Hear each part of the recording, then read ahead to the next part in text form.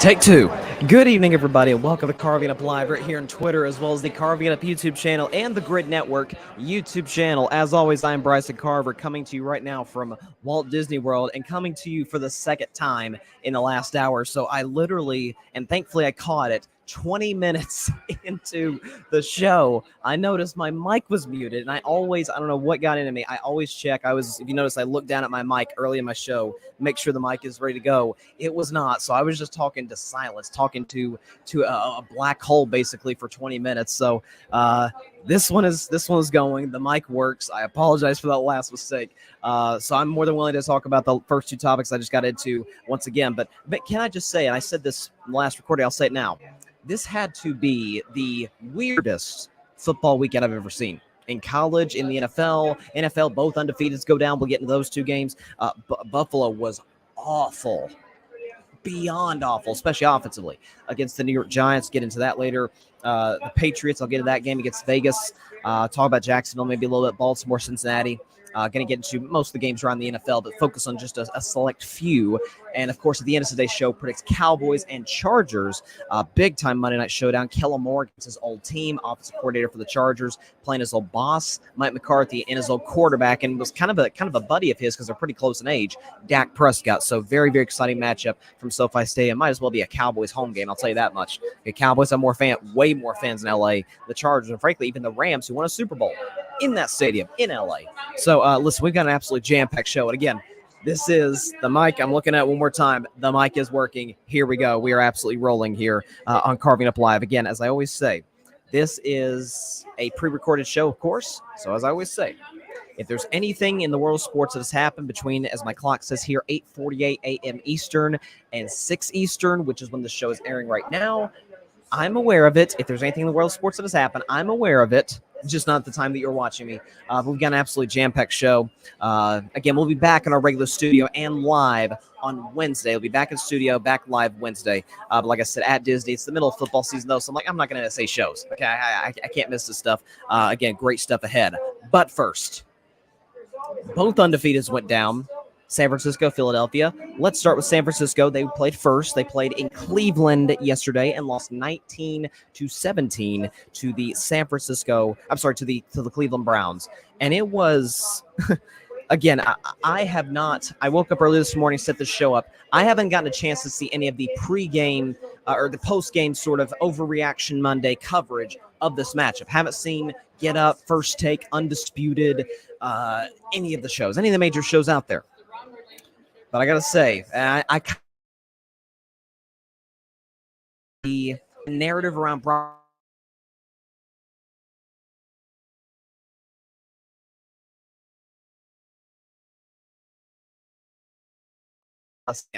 the second you had to count on him to win a game for you, didn't look so right, did it? We're really going to do that? Really? Did he play well yesterday? Not in the slightest. Not in the absolute slightest. You look at Brock Purdy's numbers yesterday. He went 12 for 27, so under 50%, threw for 125 yards, touchdown, a really bad interception, a QBR of 40, and a passer rating of 55.3. So Brock Purdy did not play well yesterday. But this notion, all of a sudden, hey, Brock Purdy, he got exposed yesterday. It's December, or he started playing in December, and has not lost a game that he started and finished in that time span. Brock Purdy was not going to go not going to have a LeVar Ball career throughout. You're like, LeVar Ball, undefeated, never lost. As we play the soundbite sometimes on the show, we can no longer play Brock Purdy, unfortunately, for my fellow sturdy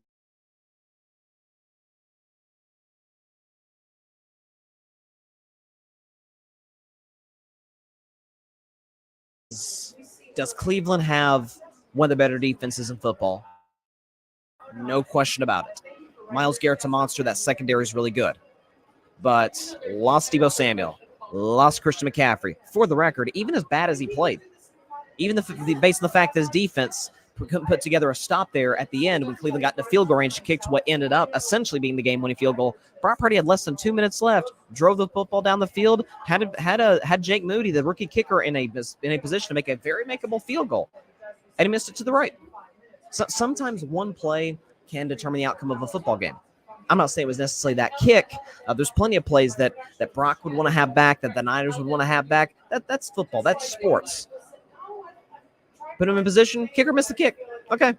Bound to lose at some point. And a lot of Browns fans were getting on me yesterday on social media, and I'm not quite sure why, because Cleveland, you would think, would love me. I say so many nice things about the fan base of the city. I mean, you think they like me.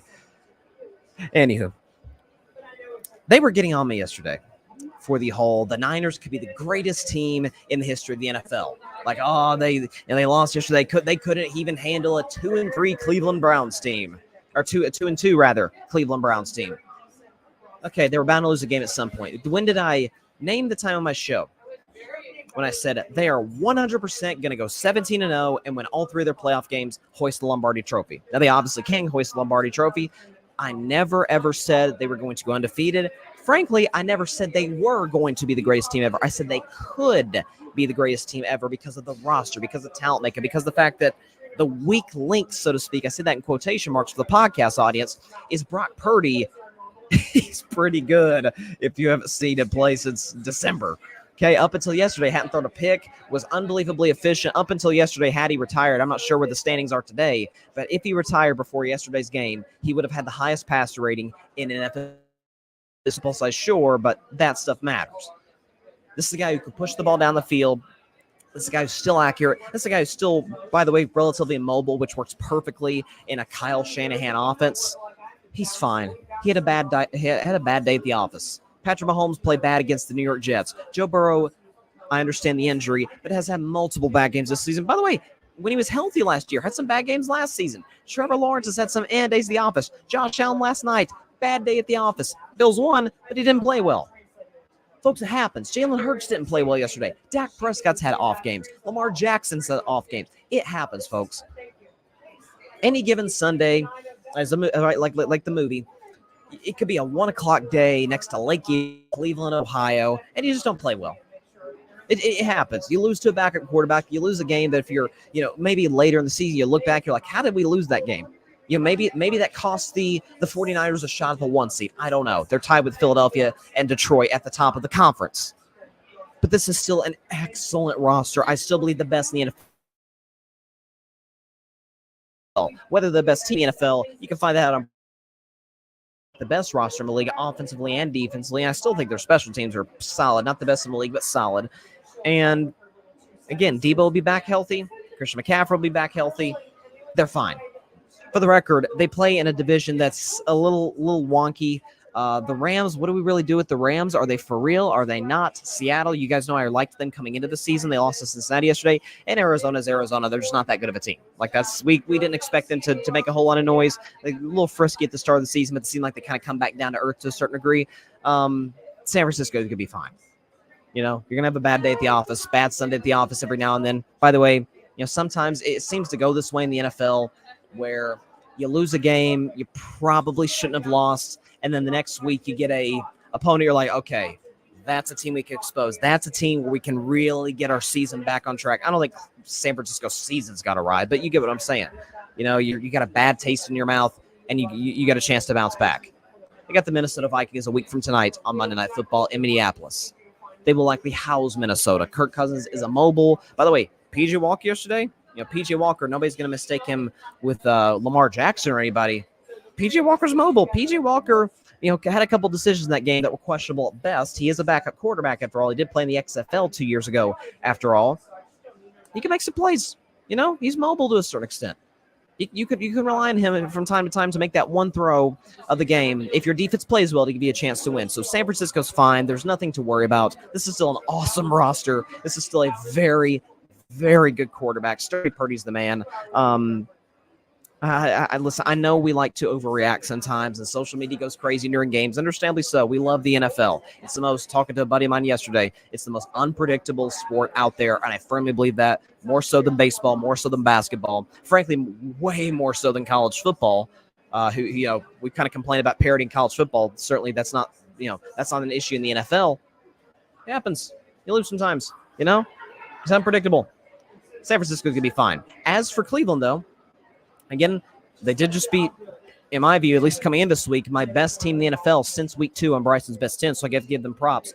I did not have the Browns in the playoffs before the season started. And by the way, that AFC North is going to be nuts. It's going to be nuts the rest of the season. So Baltimore's in first at 4-2. My Steelers have the tiebreaker currently over the Browns because we beat them back in week 2. I should say our defense beat them back in week 2 to be more specific. But 2 3-2 teams, and then Cincinnati has kind of gotten back on track. Burrow looks healthy. They're 3-3. So that division is going to be nip and tuck, as we kind of assumed that it would be throughout the duration of the season. But if you are a Browns fan, or if you're somebody who picked the Browns to make the playoffs, your reasoning was, okay, we're not sure what Deshaun's going to be. We think he'll be better than last year, which in some respects he has been. In some respects he's been kind of the same. But your case was, this can be, if they get competent quarterback play, this is a top 5 defense in the NFL. For the record, it's an amazing offensive line. I mean, no Nick Chubb. I understand Kareem Hunt, but no Nick Chubb against probably the best front, the best defensive front in the National Football League, either them or Philadelphia. It's one of those two. The Cleveland Browns yesterday, because they have one of the best offensive lines in football, ran for 160 yards, almost 5 yards a clip. So they got whatever they wanted in the run game with Nick Chubb. With Kareem Hunt, with Jerome Ford, who I kind of like as a nice change of pace backup running back. He's a solid player, right? But that offensive line in Cleveland is amazing. P.J. Walker was a little shaky at times, but played well enough to win the game, got his team in position, got some officiating breaks from time to time, put his team in position there with that field goal to end up kicking the go-ahead field goal, which ended up being the game-winning field goal. And it is, that Browns defense is really talented. Myles Garrett is, listen, my fellow Vols fans may get mad at me for this, but I truly believe it to my core. I think the biggest comparison, and I don't know I didn't check before the show what Myles Garrett's draft comp is. Myles Garrett obviously went number 1 overall in 2017. I don't know whose comparison was. He reminds me, Vols fans gonna get mad at me for this, Myles Garrett reminds me a lot of Reggie White. This athletic, and Reggie White probably maybe bigger than Myles Garrett, I'm not quite sure, but both sensational athletes. And Reggie White, if you look at his highlight tape on YouTube, I never got the chance to see Reggie play, but I've seen a lot of his highlights on social media. He might be the greatest pass rusher, him or Bruce Smith. I mean, there's an argument for a lot of guys in that respect. Certainly, Reggie is in that category, but the minister of defense, as they called him. But Reggie White had so many highlights where he made grown men look like kids out there, like he's just taking candy from a baby. That's how Myles Garrett, if you haven't seen that play yesterday, where Myles Garrett is rushing Brock Purdy, he's going against Trent Williams. Now, for context, Trent Williams is one of the greatest left tackle this game has ever seen. He is going to be a first ballot Hall of Famer in Canton, Ohio, and he's still an elite player over a decade into his career. I mean, Micah Parsons is one of the better defensive players of the league. Micah Parsons barely touched Brock Purdy. Trent Williams completely held him in check. There was a play where Myles Garrett's rushing Brock Purdy. He takes Trent Williams, and throws him to the ground. Just make it look easy. Like that's, sometimes there are some players, and I still think TJ Watt's the best defensive player in the league, but there are certain guys that come around that are just not just athletic freaks, but they stand out. When you put them even against elite players, heck, against Hall of Fame players, they just look different. Myles Garrett is in that category. He's a spectacular football player, and you give the Browns a lot of credit. Listen, they beat, it might be the team with the best roster in football, potentially still the best team in the NFL. Great coach, excellent quarterback, amazing roster. Give the Browns credit. I wish the Niners had won yesterday. I wish the Browns were keeping pace with my Steelers, but got to give credit's due. Heck of a win for the Cleveland Browns, no question about it. I forgot water last time on the show, so I was doing the show like with a dry mouth, which can be, if you're doing an hour-long podcast, can be quite difficult to do at times. But again, we had some connection problems on the last show on Friday. If that goes in and out at times, I apologize. I'm not sure quite what the Wi-Fi is at this resort hotel, but we're able to do what we got to do to make the show happen, especially on a Monday after the NFL. Got to talk about that. The second game I want to touch on, and if there's anybody commenting, I really appreciate it. I can't answer it, obviously, because I'm pre-recording the show. But anybody who's commenting, it's greatly appreciated. Be sure to like, share, comment, and take 2 seconds of your day, of course, and hit that big red subscribe button. Trying to get to 1,000 subscribers by Super Bowl 58, and looks like we're well on our way to doing so. So keep keep smashing that like button. Keep telling your friends to subscribe, your friends and family to subscribe, and we can make it happen. Okay, second game. Second undefeated team went down to another AFC team, ironically. Both came on the road. The Eagles lost by a final score of 20-14 to the New York Jets. And, yeah, I have a completely different outlook on this game than I do San Francisco. And Eagles fans are going to get mad at me, but frankly, I don't really care. Because San Francisco, I've always maintained, is an excellent roster. Not that Philly has a great roster. And frankly, I think Philadelphia still has the talent to win the NFC. I don't think that's debatable. They can win the NFC East. I'm not saying they will. I still think Dallas is going to win that division. But Philadelphia, if they win, I won't exactly be just stunned. It's not like if the Giants won the division, right? But Philadelphia lost 20 we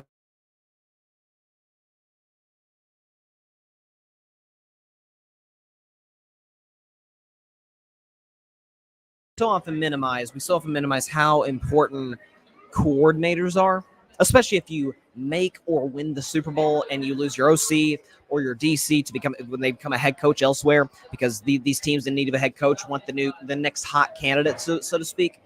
Philadelphia got the worst of all three worlds. They got to the Super Bowl and lost, and then they lost both their coordinators, Jonathan Gannon, their defensive coordinator, to the Arizona Cardinals, and then Shane Steichen, their offensive coordinator, to the Indianapolis Colts to become their head coach. And the loss of Shane Steichen, to me, is far more apparent than the Jonathan Gannon loss because, and I love Jalen Hurts. I think Jalen Hurts, I said coming in this season, was a top 5 quarterback. I don't know if I'm going to totally maintain that. I still think he's the best quarterback of that division by a very slight margin, and is capable any given Sunday of being the best quarterback on the field. He's that type of talent. He's improved drastically since he came to the NFL. Jalen Hurts, I'll get it. He played a great defense, was bad by basically every stretch of the imagination, okay?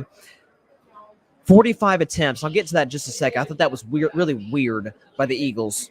280 yards, a touchdown, 3 interceptions, including the one with 2 minutes left, which was just brutal. Almost threw a 4th interception there at the end on kind of like a Hail Mary ball on 4th down with the Eagles game, with the game on the line for Philly. Had a QBR 54. I'm not quite sure how he had a QBR 54. It was a little.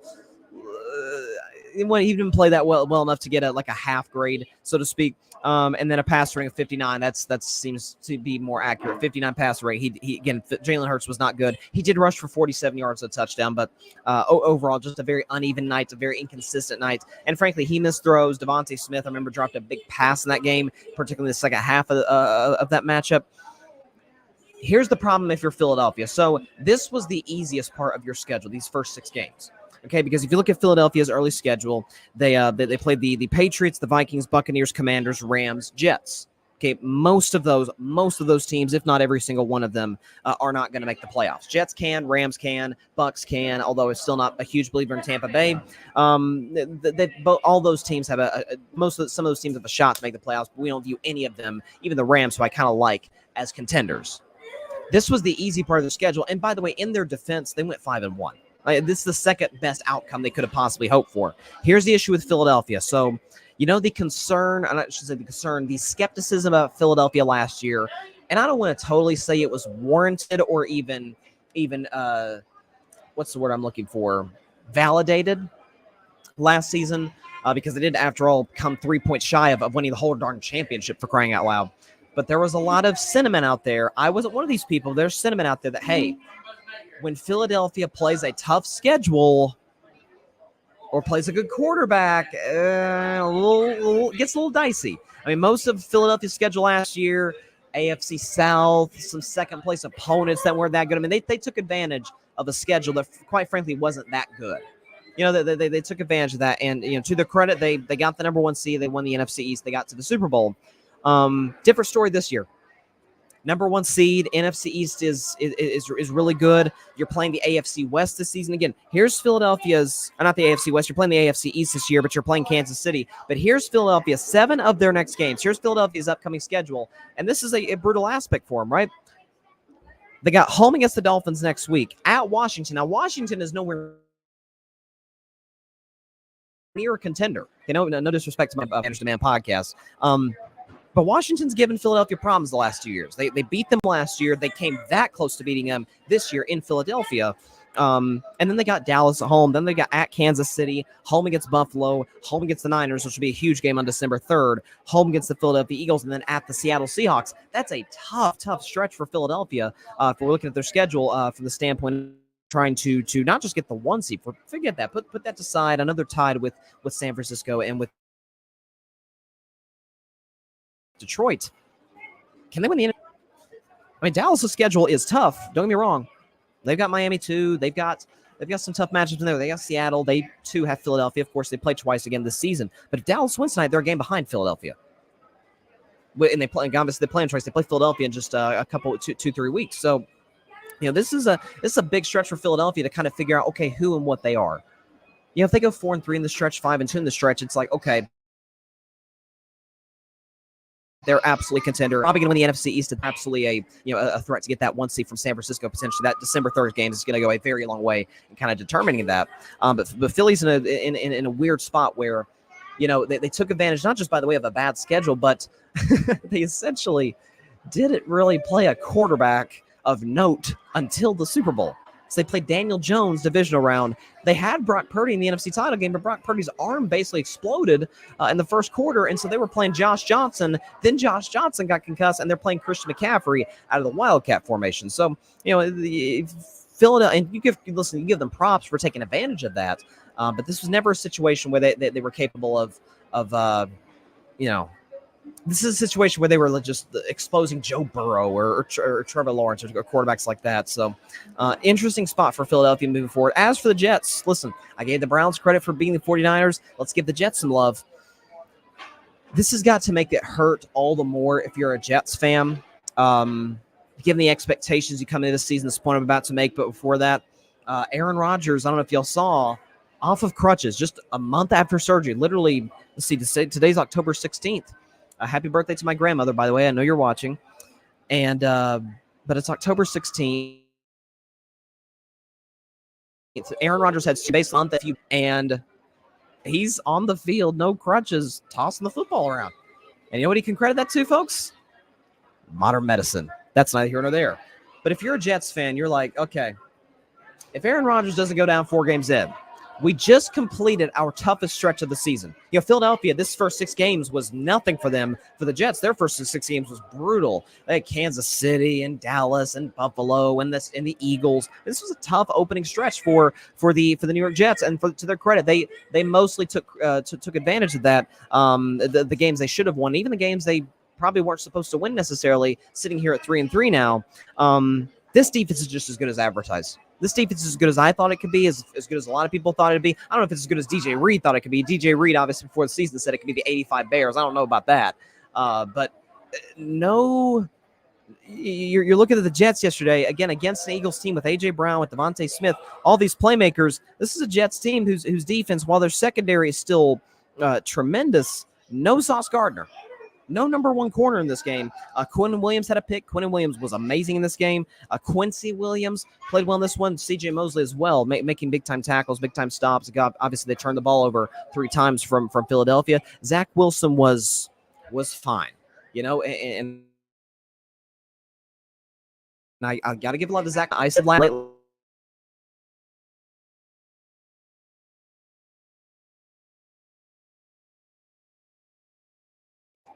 to his credit, he's played clean football, overwhelmingly so. He's not going to put up big numbers, but I think Robert Saleh and Nathaniel Hackett are saying, if Zach Wilson can play clean football, we're not going to put him in position. If we have the choice to make any big mistakes, we can win games. We have this defense. We have Breece Hall. We have this running game. And the running game wasn't terribly great yesterday, but you give the Jets a lot of credit. And by the way, their schedule is kind of a breeze from here.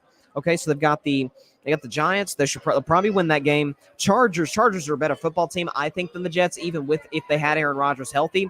But we know Brandon Staley, he's capable of making some boneheaded mistakes from time to time. Then you got there's even that game.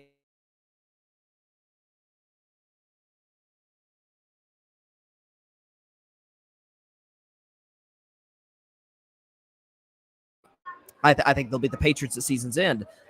You have to feel good about the Jets, and this is why I said after they beat Buffalo, and even after, They lost to Dallas in week 2 badly, and they lost to the Patriots with no offensive production whatsoever from Zach Wilson and that Jets offense. I said, folks,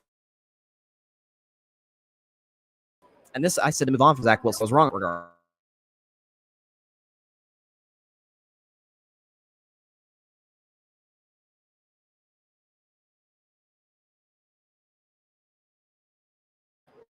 This is not exactly the Washington Commanders, and Washington's got a not to take shot at Washington, but Jets have a very talented football team. They have limitations at offensive line and at quarterback, which matter. It holds them back from being a serious Super Bowl contender. This team can be one of the 7 best teams in the AFC. I mean, by the way, in that division, they're neck and neck with Buffalo. Now, not with Miami, who's first in that division at 5-1, but watch out for the Jets now. Watch out for them. Unbelievable, though. Both 5-0 teams go down the same day on the road against AFC opponents. How about that? And obviously, both were favored, too.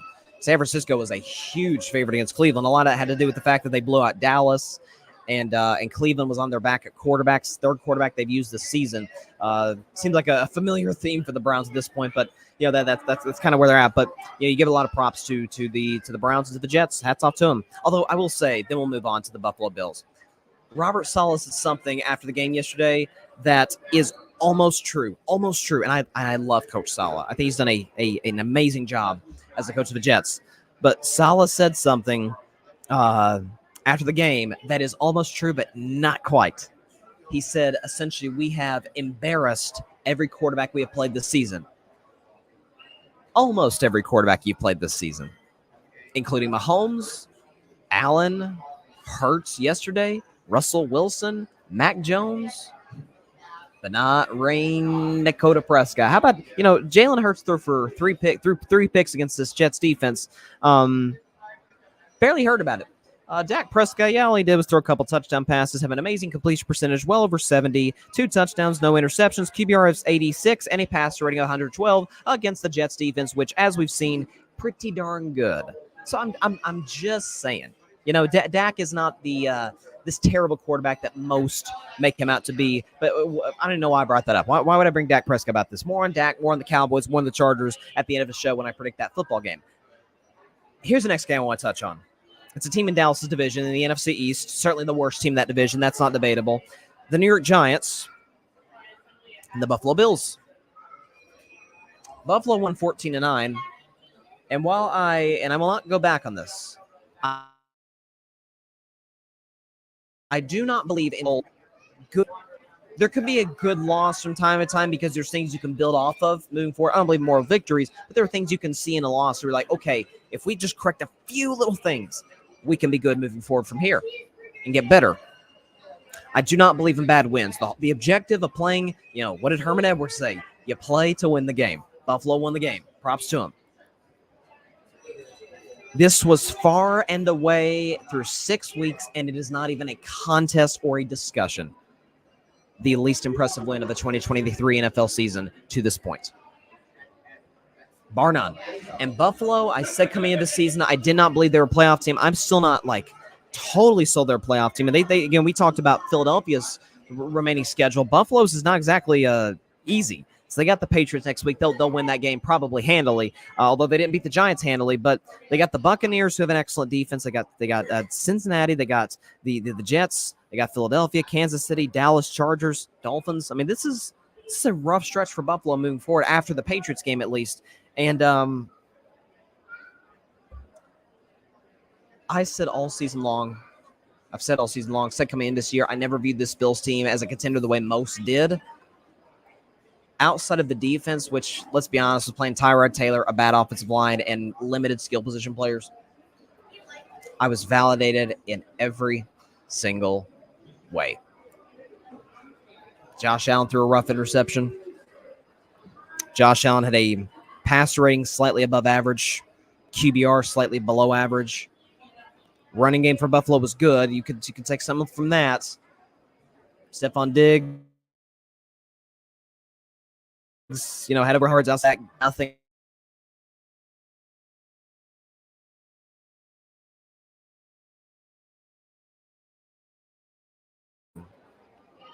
He's a 3.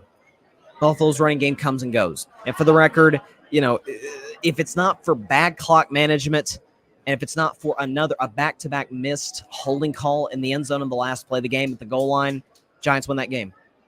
Giants, I mean, the play at the end of the first half where let me make sure where I've got this. Okay, so the Giants are out of timeouts.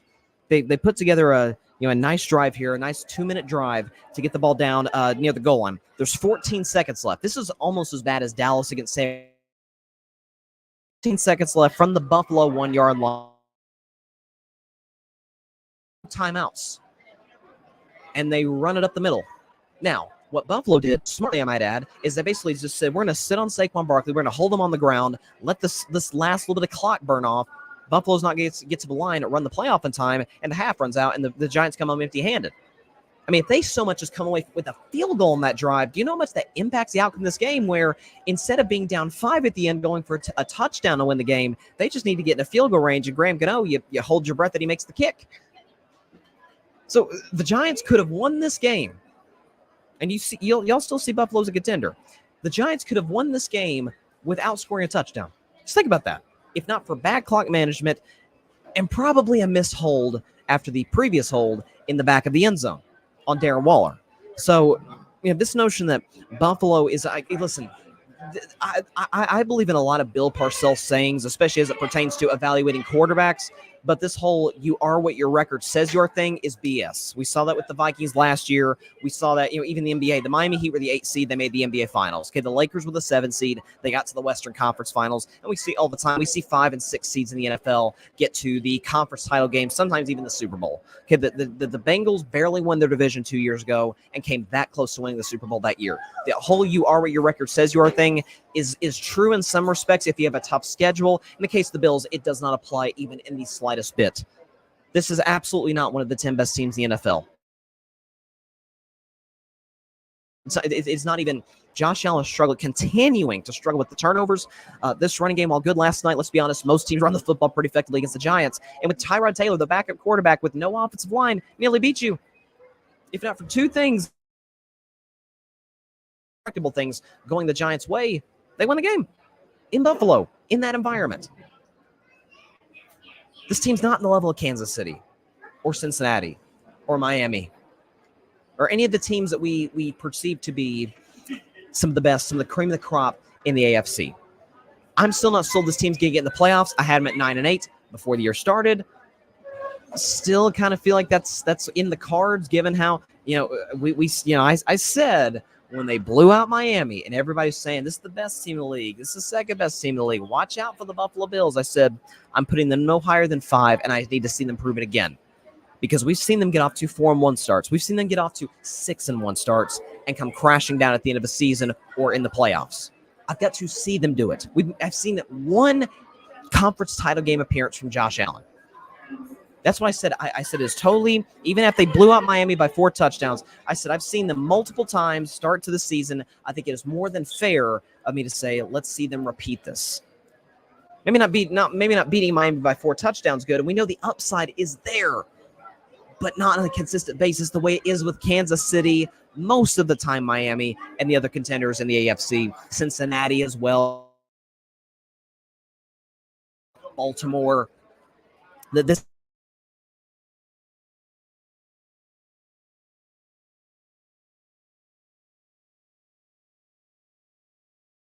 what I'm telling you, that's. And by the way, Bills fans get mad at me. Bills Mafia, I think you are probably the best fan base in sports. I'm going to be honest with you right now. I'm a Steelers, Red Sox, Warriors, and Vols fan. We got some great fan bases there. Bills fans they're great people. They buy into in the community. They're loyal. I would love nothing more, if it's not my team winning it, my Steelers, or Dak Prescott winning it, I would love nothing more than to see the Buffalo Bills win a Super Bowl with Josh Allen at quarterback. I like Josh Allen as a guy. He seems like a really cool dude. He's obviously an incredibly talented player, one of the 6 or 7 best quarterbacks in the National Football League, no question about it. I just think that there are some limitations. There are some, I don't know, is it coaching with Sean McDermott?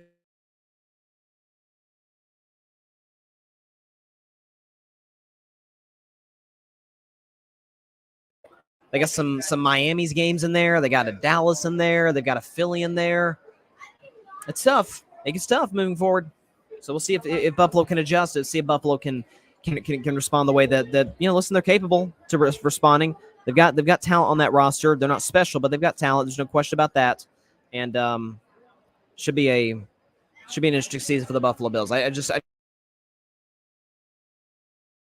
don't buy into what they're selling right now. I really don't. By the way, for those of you wondering, again, last day here at Disney. We went to Magic Kingdom on Friday. Went to Magic Kingdom last night. The Mickey's Not So Scary Halloween party. I'm doing the show on the red eye, so to speak. 4 hours of sleep-ish. Not the Mickey's Not So Scary Halloween party last night, which was an absolute blast. Had a spectacular time there. Disney World knows how to put on a good Halloween party. There's no question about that. So props to them. We're going to Hollywood Studios today. Go to Star Wars Galaxy's Edge and Toy Story Land, and Hollywood Studio has kind of slowly evolved into my favorite park there at Disney.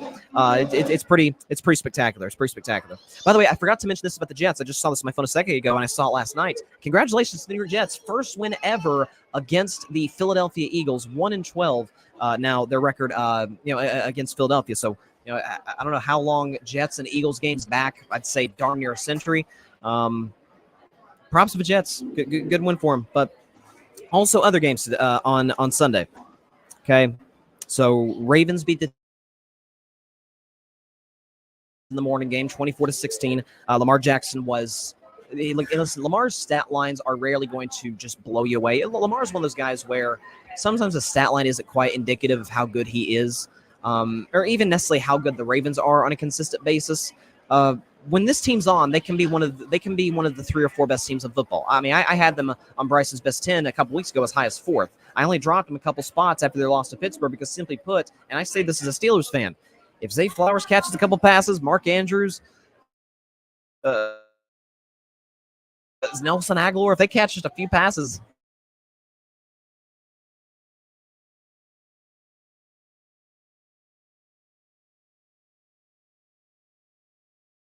and had a QBR of 58, passer rating of 88. He's special. He's special. I've always been a Lamar guy since his MVP year back in year 2. He's improved consistently as a passer every single year, and and this Baltimore defense is really good too. It is this is early. I remember early last season it was a genuine concern. Like, can this defense stop teams consistently?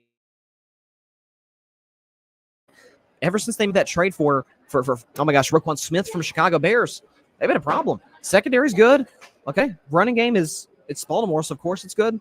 And again, Tennessee's conservative coaching there at the end was, or not the end. There was a point in time where the Titans were down 18-3 to Baltimore. Obviously, there was the brutal special teams mistake by the punt return at the end of the half, which cost them 3 points. That's a mistake there. But there's a spot where Mike Vrabel is down 18-3. How much time's left? What do we got? 9 minutes left in the third quarter at the Baltimore 9, and doesn't go for it. If the Ravens go for it, if the Titans go for it, get a touchdown, all of a sudden that last drive could have tied the game. So and I love Vrabel. I think Vrabel's a brilliant coach. Love Mike Vrabel. But there's an identity of a defensive coach and an identity of an offensive coach that's drastically different. I mean, most of the successful offensive coaches in the NFL today, more successful head coaches of the world, guys like that tend to be more successful. Even guys like Mike McCarthy. We bag on Mike McCarthy. He's no Andy Reid, but Mike McCarthy's won a Super Bowl. Mike McCarthy has won games with Cooper Rush in the past. Okay, so hats off to the Ravens. Good win yesterday, 24-16 over the Titans. As a Steelers fan, this sucks to say, but I still aim for the class of the AFC North. They're a really good football team, and they're in a good spot. Commanders beat the Falcons yesterday, 24-16. I don't think I'm exactly going out on a limb and saying that I don't know what Washington's going to do with Sam Howell. I still got to see a little bit more, but I like some of the things I have seen thus far. Atlanta's going to be drafting a quarterback in 2024. I don't think that's even debatable at this point. Maybe they go out and get a quarterback. Maybe they trade for one. I'm not sure what.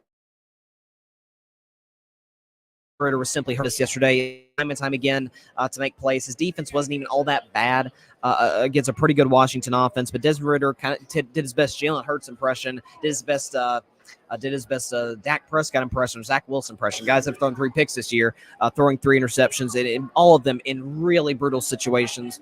Washington's sitting there at 3-3. They're very much in the wild card hunt in the NFC. Atlanta was a team a lot of people bought into this year, and I see why. Improvements defensively. Kyle Pitts, Drake London, Bijan Robinson is so good. The offensive line is good. I never bought into Atlanta, even in that bad division, because of Desmond Ridder. And by the way, I picked Atlanta to win this game, so maybe that's feeding a little bit of my frustration with this. But Desmond Ridder's got some serious limitations. Arm strength isn't there. Accuracy is not there in the slightest. There's going to be some changes at the quarterback position for the Atlanta Falcons. Whether or not they retain Arthur Smith remains to be seen. I think Arthur Smith, I've actually seen more from him this year as a coach than in years past. Atlanta's probably have to make a change at that position drafted next year, which the good news for them, there's a lot of good quarterbacks draft. Caleb's going to get number 1 overall, obviously. You got Drake May, Michael Penix Jr. I'm not quite as high on Bo Nix as some, but I'd take Bo Nix over Desmond Ridder. I certainly would do that. There's some good quarterbacks in this draft, really talented guys. So, they're in a good spot. By the way, the quarterback in Washington State got hammered over the weekend by Arizona, but I like the quarterback in Washington State as well. And will be in position to take one of those guys, you would think, in this year's draft.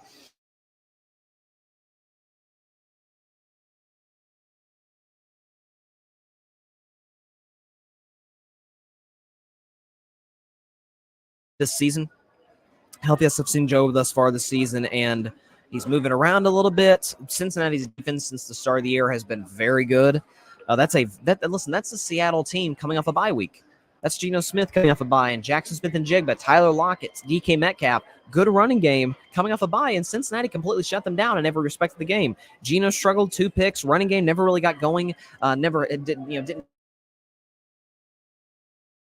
anything much to speak of.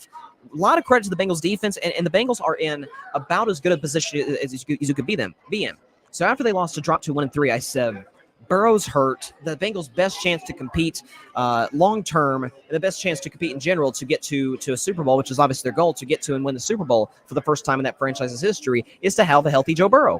And I thought the best way to do that would be to rest him these last 2 games. Now you go in the bye week if you're Cincinnati, and then you play him next week the week after against San Francisco, see what happens, and be at 2-4, because I thought they beat Arizona, lose to Seattle. They beat Arizona and beat Seattle. They're 3-3 going the bye, and Burrow looks healthy. So this is best case scenario if you're a Cincinnati Bengals fan. They're keeping pace in that division. Really, everybody's keeping pace with everybody in that division. We're all kind of chasing Baltimore at this point. I say that as a Steelers fan. But good win by the Bengals, 17-13. Seattle will be fine. I'm not too worried about them. But it's kind of a good defensive battle in Cincinnati. Jaguars beat the Colts 37-20. I mean, of course they did. Of course they beat Jacksonville. Or beat Indianapolis. Trevor was Trevor. Passer rating in the 90s. A couple touchdown passes. Didn't have to do too much. It's Indianapolis. Now gets Buffalo. He's going to be asked to do a little more, and he did. Looks like Jacksonville's back on track. 3-game winning streak. You got the Saints on a short week on Thursday Night Football. Chance to get to 5-2. Always been a Trevor believer.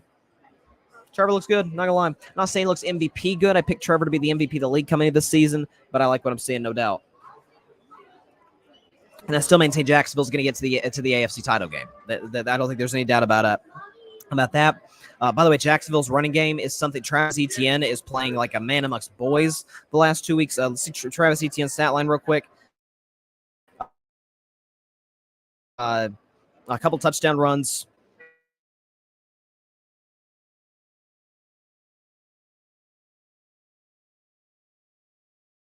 For the vast majority of his career. Indianapolis is going to have to wait till 2024 to break that long losing streak at Jacksonville. They have not beaten the Jaguars there since 2014. So a good win for the Jaguars. Dolphins beat the Panthers 42-21. This game got started a little bit of a bang. So I picked Carolina and the points plus 13.5. And early on, I'm thinking, here we go. Look at this. Carolina getting off to that 14-0 start. Bryce Young making some nice throws. And then they kind of tempered off a little bit. But Tua was really good. 3 touchdown passes, passer rating at 126. Props to Miami after that loss against Buffalo. They're in a spot where they need to win these next 2 games at home, build their confidence, take advantage of 2 teams they should take advantage of in the Giants and Carolina. Maybe the 2 worst teams in the league along with Chicago. But hats off to the Dolphins. The Dolphins got the Eagles next week on Sunday Night Football. That is going to be a fantastic football game. But Miami's in a good spot, 5-1, tied for the best record in the AFC with the Kansas City Chiefs. 42-21. This offense looks as explosive as any in the league. Raheem Mostert was good. Tyreek Hill was Tyreek Hill. He did leave with an injury. Tyreek's one of those guys with these kind of cryptic social media posts. He seemed to imply that he's going to be good, but we'll see in the long run. This is Tyreek Hill. I'm sure he'll heal up pretty quickly. Vikings beat the Bears 19-13. Justin Fields dislocated his thumb, struggled through. He had a QBR of 9, pass rating of the 30s. He really struggled in this football game. Kirk Cousins was fine. Kirk's the type of dude to lose games and put up impressive stat lines and win games and put up kind of average stat lines. But Kirk played well enough. Even no Justin Jefferson. I still think Minnesota's going to get absolutely housed next week against the 49ers, but they're extra time to prepare. I don't know if this is a knock on coaching, if it's a knock on the quarterback, a little bit of both. The defense played well enough. A Chicago defense that has struggled, held Washington to 20 last week, held Minnesota to under 20 this week. Chicago's defense has played well enough to win these games, and they won last week. Their offense was spectacular. They scored 40 points. DJ Moore was a monster, but in this one, nowhere to be found. Browns, obviously, I mentioned Browns beating the 49ers. Texans beat the Saints. Okay. This is a tough one for me. So I did pick the Texans to win. So I'm glad about that. CJ Stroud was pretty good yesterday. A couple touchdown passes. I've always been a Derek Carr guy, and I'm still a Derek Carr guy. I'm not going to ditch the man after a Week 6 loss. But, again, it's sort of what I just said about Chicago. I don't know whether or not to point it at coaching. I don't know if it's just straight up bad decision making. I really honestly think it's a little bit of both. Derek was really bad at that stretch at the end of the game. Really struggled again through the interception. That last drive was just missing guys that he needs to hit. Derek Carr is certain throws that he needs to be able to make. The Saints are to win that NFC South division, which is looking pretty dicey. Tampa Bay still on top despite the loss to Detroit, but that NFC South was looking every bit of what we thought it'd be before the season, which is the worst division in the National Football League. But the Saints struggled offensively like I thought they would. Hats off to Houston for winning that game. Houston, listen, CJ Stroud's been the best rookie quarterback thus far. One of two. Only him and CJ Stroud have really played. Anthony Richardson really hasn't played that much. He's unfortunately been hurt. Raiders beat the Patriots. Okay. It's funny. I know a good buddy of mine, I'll mention his name because he's comments on the show. He's a big supporter of the show and a great friend of mine, Grady Edwards. Grady is a big Patriots fan, and somebody that you, the Carving It Up audience, know very well. Barry Grant Jr., host of the Ollie From podcast, comes on the show quite often and is the co-founder of the Grid Network and the current points leader for the 8 o'clock spot. Both were Mac Jones guys. Obviously, Grady almost has to be. He's a Patriots fan. You got to believe in your quarterback most of the time. But it's so funny. Barry, who, context, folks, listen, I don't like admitting when I'm wrong. I don't think anybody likes when they, admitting they're wrong. It's like poison, My friend Barry does not admit he's wrong often. And Barry literally sent me a text yesterday. I'll just read it verbatim, word for word. This is all of the text says. I concede. After Mac threw what Tony Romo called, it's like we didn't hear Tony Romo exactly say it, but he said it was a horrendous throw by Mac Jones. Hunter Henry, as a play, is running down the right side, is wide open. As open can get in the NFL, and Mac just threw it right over his head for an interception. Now, to Mac's credit, he did make a throw late game to Devontae Parker, which got dropped. But overall, again, Mac was bad. Grady Edwards, again, Patriots fan texted me. He's like, okay, I think I'm out on Mac Jones. Hey, Grady used a good example. I'm crediting him because he came up with this, not me. He said he's an unathletic Daniel Jones. I'm thinking that is a really good comparison. Because the one thing we can say about Daniel is arm, awareness, football IQ, decision-making leaves a lot to be desired at times, and neither's arm strength is spectacular. Daniel's a little bit better than Max. At least Daniel can move. We make fun of Daniel because he looks like Eli Manning. He's way more athletic than Eli ever was. Mac doesn't even not even able to say that, and Daniel seems like a good dude. I don't know that much about how what his presence in the locker room is, but Daniel seems like he's liked enough in the locker room. Mac isn't. Mac's a situation where everybody, the defense, the skill position players, even I think the coaches at this point are kind of looking side at him. I'm curious to see what the Patriots do at the quarterback position next week. They got Buffalo. 1-5 in the NFL. I did my Mac Jones rant 2 weeks ago. I did my Belichick rant last week. They're not that good. By the way, for the Raiders, Jimmy Garoppolo left that game with a back injury. It's reported that he's probably going to miss a week. And who do the Raiders play next week? Let's look for a second. So the Raiders have the Bears. They can beat Chicago with that, Jimmy. If Hayden O'Connell starts, if he plays cleaner football than he did against the Chargers, they can win that game and get to 4-3. They can. By the way, first time the Raiders have scored 20 points this season. The Patriots have yet to get to that point total. They're the last team in the NFL that has not done that.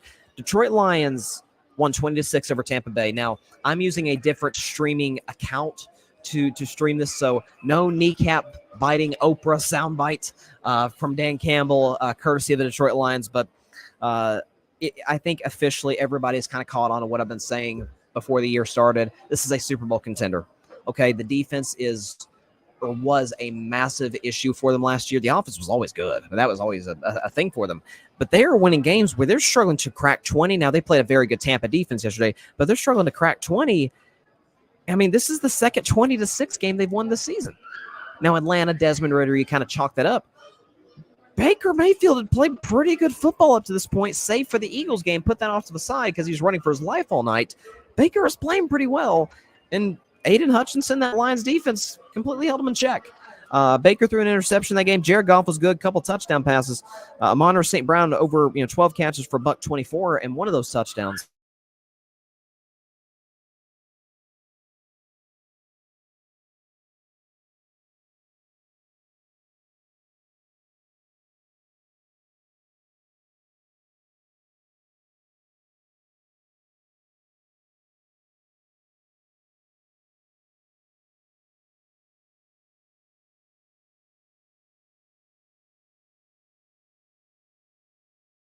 Good.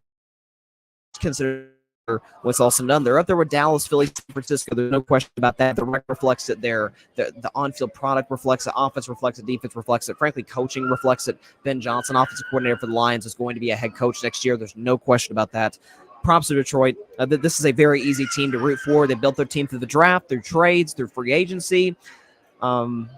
Love me some Detroit Lions. But again, no Dan Campbell kneecap-biting soundbite. I know my man Patrick, I don't know if Patrick's in the comments right now, teammate of mine at the Grid, good buddy of mine. I don't know if he's in here, but I know he loves that soundbite. Again, using a different streaming account, so not able to use that, but maybe use it on Wednesday's show to make up for it. Rams throttled the Cardinals 26-9. That was my upset of the week. I felt good about it. And my man Josh Dobbs struggled. I love Josh, but wasn't that great. Interception, QBR 16. Wasn't that great. Now, Stafford was really good. Touchdown, passer rating over 100. By the way, for the record, the Rams running game was amazing. Kyron Williams, they've found themselves somebody.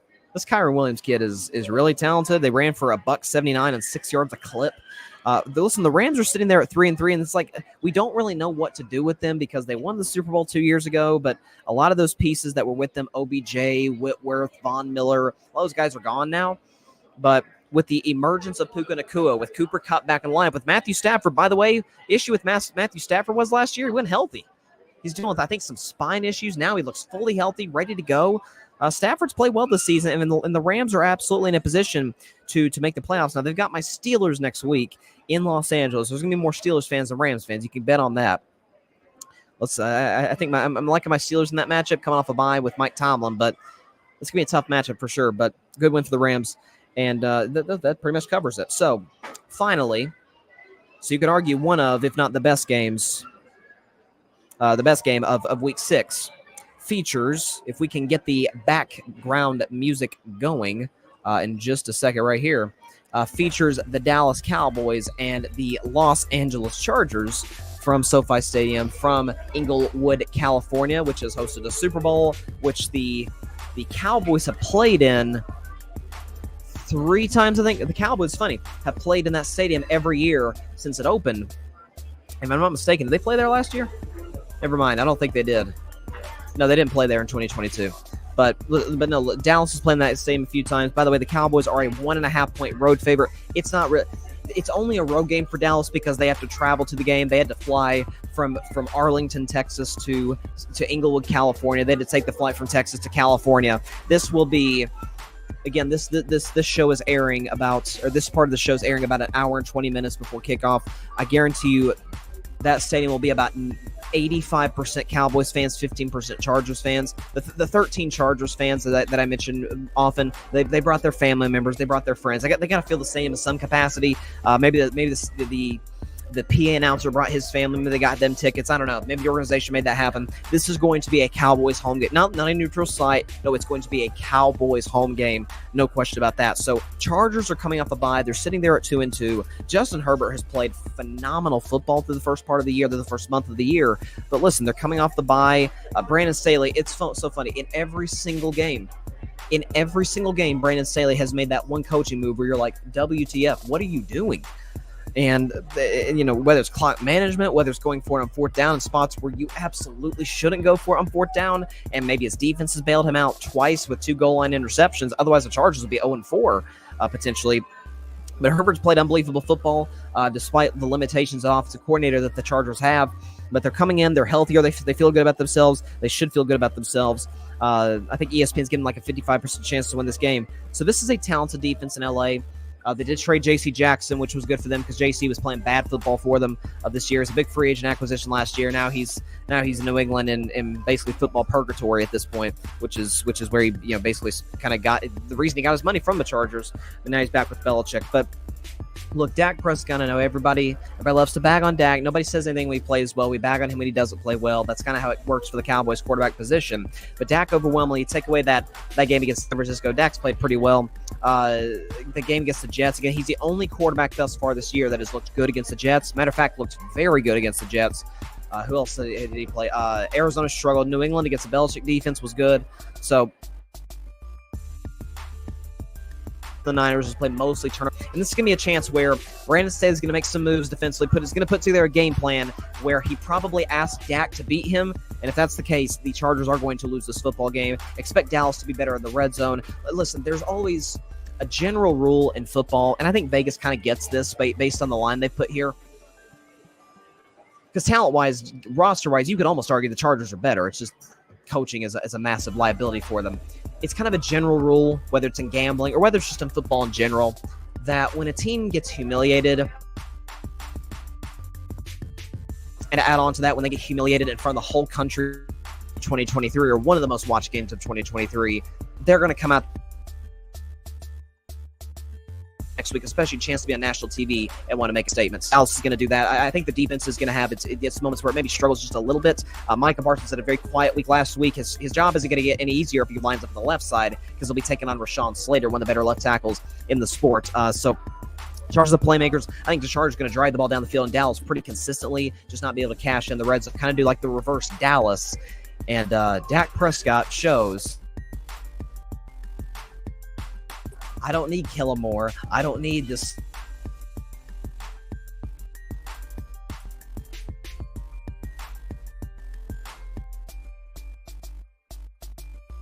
4-2. By the way, Dallas will be going to their bye week next week. Chargers are coming off of theirs. Cowboys win 30-26 over LA. Chargers drop to 2-3. Dallas gets to 4-2.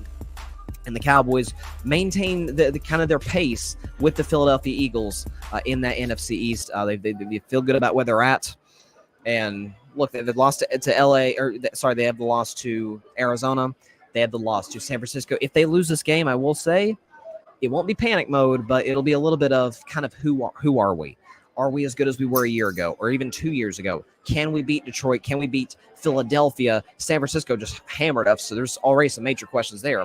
Big game for Dallas, and I think they'll respond to the challenge. I think Dak Prescott, anytime you put Dak's back against the wall where it's like, oh, is Dak really that good? He usually shows you he's pretty good. So I got Cowboys 30-26, and of course then they do cover the 1.5 point spread. That's what I got. All right. That is all the time we have for today's show. Appreciate everybody stopping by as live, and we will be back live.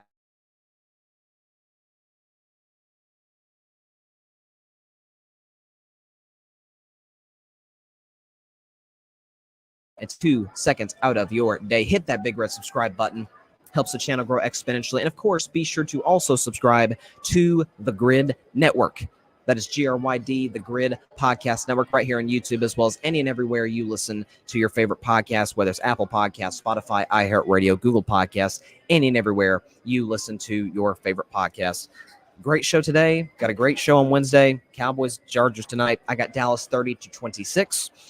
Gonna be a fun one, no question about it. So I'll see you on Wednesday. I'm gonna go to Hollywood Studios and then head on home. But appreciate everybody tuning in for whether it be some connections issues, but tuning into the Disney shows. Definitely had a blast, no question about it. So I'll see you on Wednesday. Stay safe out there.